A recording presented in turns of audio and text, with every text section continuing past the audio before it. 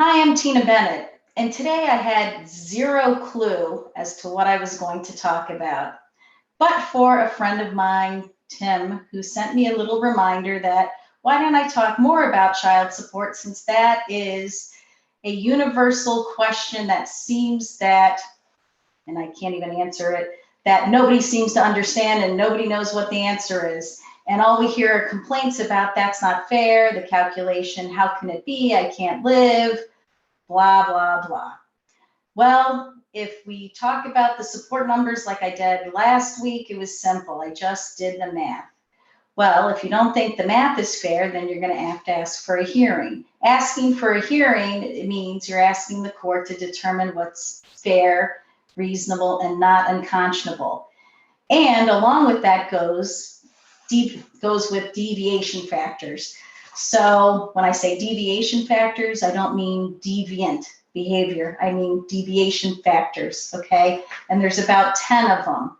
And the courts can use and pick and choose whatever ones they want to come up with why the actual number of 17, 25, 35, whatever percent is not fair. But you need to have a hearing.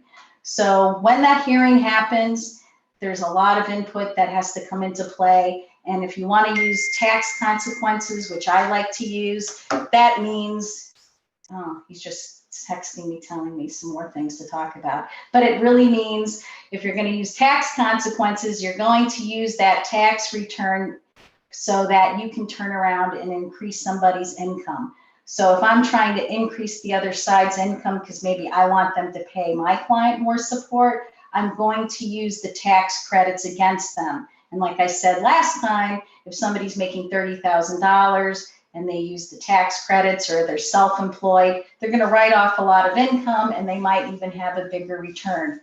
So back to good old child support.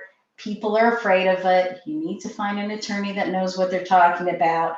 And if you don't find an attorney that knows anything about child support, don't let them handle your matter. But again, there's deviation factors. If you want to have a hearing, you need to have a hearing.